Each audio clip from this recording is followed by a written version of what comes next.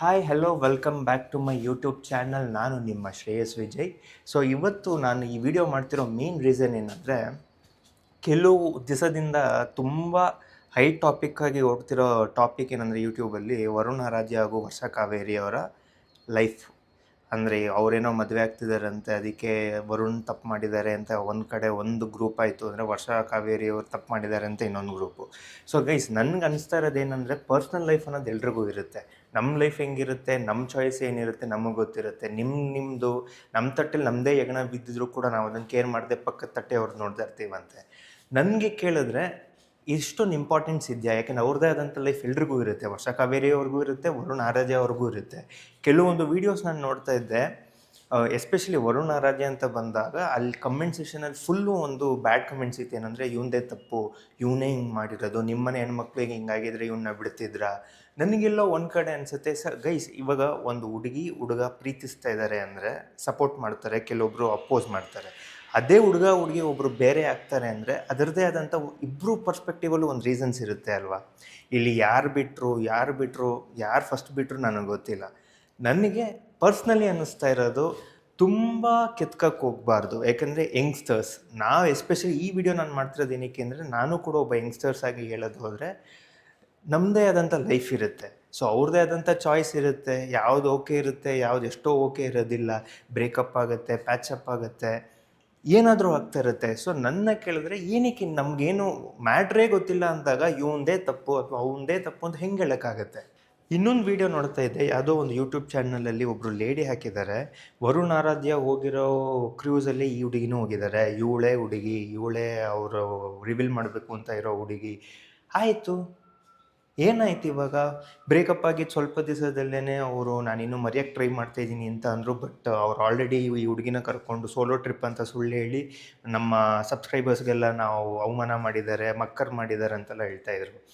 ನನ್ನ ಕೇಳಿದ್ರೆ, ಇಲ್ಲಿ ಎಂತೆಂಥ ಕೊಳ್ಳೆ ಹೊಡ್ಕೊಂಡು ದೇಶನೇ ಲೂಟಿ ಮಾಡ್ತಿರೋರನ್ನ ಬಿಟ್ಬಿಟ್ಟಿದ್ದೀವಿ. ಒಬ್ಬರು ಯೂಟ್ಯೂಬರ್ಸ್ ಅಥವಾ ಒಂದು ಪಬ್ಲಿಕ್ ಫಿಗರ್ ಅಂತಲೇ ಕರಿತೀನಿ, ತಪ್ಪು ಮಾಡೋದ್ರಿಂದ ಅವ್ರ ಜೊತೆನೇ ಹೋಗಿರಲಿ ಅಥವಾ ಅವರು ಸೋಲೋ ಟ್ರಿಪ್ಪೇ ಮಾಡಿರಲಿ, ಸೊ ವಾಟ್ ಅವ್ರ ಲೈಫ್ ಅವ್ರು ನೋಡ್ಕೊಂಡಿದ್ದಾರೆ. ಸತ್ಯ ಗೊತ್ತಾದಕ್ಕೇ ವರ್ಷ ಕಾವೇರಿಯವ್ರು ಬಿಟ್ಟರು, ವರುಣ್ ಆರಾಧ್ಯನೂ ಬಿಟ್ಟರು ಅಂತ ಅಂದರೆ ಅದು ಸತ್ಯ. ಅದು ಅವರಿಬ್ಬರೇ ಅಕ್ಸೆಪ್ಟ್ ಮಾಡ್ಕೊಂಡಿದ್ದಾರೆ ಅಂದರೆ, ನಾವುಗಳೇನಕ್ಕೆ ಇಷ್ಟೊಂದು ಚರ್ಚೆ ಮಾಡಿ ಅವ್ರ ಲೈಫ್ನ ಮತ್ತೆ ಇಂಟ್ರಪ್ಟ್ ಮಾಡ್ತಾಯಿದ್ದೀವಿ? ನೆಸೆಸಿಟಿ ಇದೆಯಾ?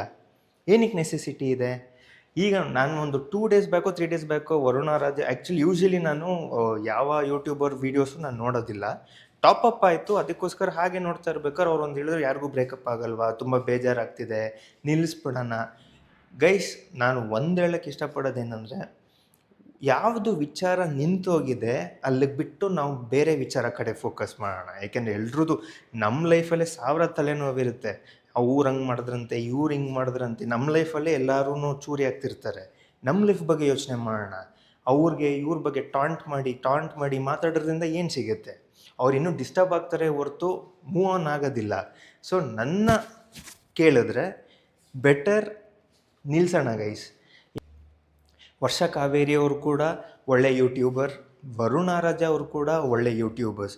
ಇವರು ನಮ್ಮವರು, ನಮ್ಮ ಕನ್ನಡ ಜನತೆ ಆ್ಯಂಡ್ ನಮ್ಮ ಕನ್ನಡದವರಾಗಿರೋದ್ರಿಂದ ಸಪೋರ್ಟ್ ಮಾಡೋಣ. ಸಪೋರ್ಟ್ ಮಾಡೋದ್ರಿಂದ ಏನೂ ಆಗೋದಿಲ್ಲ ಅಲ್ವಾ? ಇವಾಗ ಮೂವ್ ಆನ್ ಅವರೇ ಆಗಿ ಅವ್ರವ್ರ ಲೈಫ್ ಅವ್ರು ನೋಡ್ಕೊತಿದ್ದಾರೆ ಅಂದರೆ, ನಾವು ಯಾಕೆ ಇನ್ನೂ ಅದೇ ಕೊಂಬೆ ಹಿಡ್ಕೊಂಡು ನೇತಾಡ್ತಾ ಇದ್ದೀವಿ ಮತ್ತು ಅವ್ರನ್ನ ಡಿಸ್ಟರ್ಬ್ ಮಾಡ್ತಾಯಿದ್ದೀವಿ? ಆ್ಯಂಡ್ ಇನ್ನೊಂದೇನೆಂದರೆ, ಯಾರೂ ಮಾಡದೇ ಇರೋದೇನು ಇವರಿಬ್ಬರು ಮಾಡಿಲ್ಲ ಅಲ್ವಾ? ಏನಾದರೂ ಕೊಲೆ ಮಾಡಿದಾರಾ, ಕಳ್ತನ ಮಾಡಿದಾರಾ, ಅಥವಾ ಯಾರಿಗಾನ ಹೊಡೆದಿದ್ದಾರಾ? ಇಲ್ಲ ಅಲ್ವಾ? ಪ್ರೀತಿ ಮಾಡಿದ್ರು, ಕೆಲವು ಜನಕ್ಕೆ ಆಡಿಯನ್ಸ್ಗೆ ಅದು ಇಷ್ಟ ಆಗಿತ್ತು ಪೇರು, ಆ್ಯಂಡ್ ಏನೋ ಡಿಸ್ಟರ್ಬೆನ್ಸ್ ಆಯಿತು ಅಂತ ಅವ್ರು ಬಿಟ್ಟರು. ನನ್ನ ಪರ್ಸ್ಪೆಕ್ಟಿವ್ ನಾನು ಹೇಳೋಕ್ಕೆ ಹೋದರೆ, ಡನ್, ಅವರೇ ಮೂವ್ ಆನ್ ಆಗಿದ್ದಾರೆ ಅಂದರೆ ಸಾಕು. ನಾವೇನಕ್ಕೆ ಮತ್ತೆ ಹಿಂದಿಂದೆ ಆಗ್ತಾ ಇದ್ದೀವಿ? ಆ್ಯಂಡ್ ಇನ್ನೂ ಕೆಲವೊಂದು ಕಮೆಂಟ್ ಸೆಕ್ಷನ್ಸ್ಗಳು ನಾನು ನೋಡ್ತಾ ಇದ್ದೆ, ವರುಣ್ ಆರಾಧ್ಯನೇ ಚೀಟರ್, ವರ್ಷ ಕಾವೇರಿ ತುಂಬ ಇನ್ನೋಸೆಂಟ್ ಅಂತ. ಇದು ವರ್ಷ ಕಾವೇರಿ ಅವರ ಯೂಟ್ಯೂಬ್ ಚಾನಲಲ್ಲಿ ಬಿದ್ದಿತ್ತು. ಅದೇ ರೀತಿ ವರುಣ್ ಆರಾಧ್ಯದ ಯೂಟ್ಯೂಬ್ ಚಾನಲಲ್ಲಿ ಕಮೆಂಟ್ ಸೆಕ್ಷನ್ಸ್ಗಳು ನೋಡೋಕ್ಕೆ ಹೋದರೆ, ವರ್ಷ ಕಾವೇರಿ ತಪ್ಪು ಮಾಡಿದ್ದಾರೆ, ನೀವು ಸರಿ ಮಾಡಿದ್ದೀರಾ, ನೀವು ಬಿಟ್ಟಿದ್ದೇ ಒಳ್ಳೆಯದಾಯಿತು, ಈ ಥರ 2 ಡಿವಿಷನ್ಸ್ ಆಫ್ ಆಡಿಯನ್ಸ್ದು ಕಮೆಂಟ್ಸ್ ನಾನು ನೋಡ್ತಾ ಇದ್ದೆ. ನನಗೆ ಅವೆಲ್ಲ ಅನಿಸ್ದಾಗ ನಾನು ಅಂದ್ಕೊಂಡಿದ್ದೇನೆಂದರೆ, ಇಲ್ಲಿ ಆಟಗಾರರಿಗೆ ಆಟ ಗೊತ್ತಿರುತ್ತೆ, ನೋಡೋರೆಲ್ಲ ಆಟಗಾರರಾಗ್ಬಿಟ್ರೆ ತಪ್ಪಾಗುತ್ತೆ. ಇದು ನನ್ನ ಪರ್ಸ್ಪೆಕ್ಟಿವ್.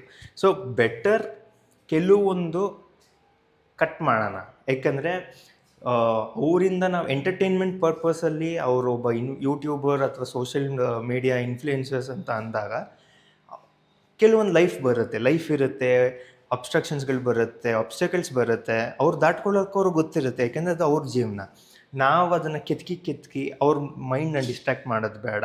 ಇದು ನನ್ನ ಪರ್ಸ್ಪೆಕ್ಟಿವ್. ನಾನೇನಾದರೂ ತಪ್ಪು ಮಾತಾಡಿದರೆ ದಯವಿಟ್ಟು ಕಮೆಂಟ್ ಸೆಕ್ಷನಲ್ಲಿ ಕಮೆಂಟ್ ಮಾಡಿ, ಆ್ಯಂಡ್ ನನಗೆ ಏನಾದರೂ ಕರೆಕ್ಷನ್ಸ್ ಇದ್ದರೆ ಖಂಡಿತವಾಗ್ಲೂ ದಯವಿಟ್ಟು ಹೇಳಿ.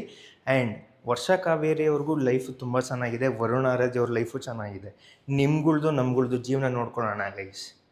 ಹಂಗಂತ ಹೇಳ್ತಾ ನಾನು ಈ ವ್ಲಾಗ್ನ ಎಂಡ್ ಮಾಡ್ತಾಯಿದ್ದೀನಿ. Thank you so much.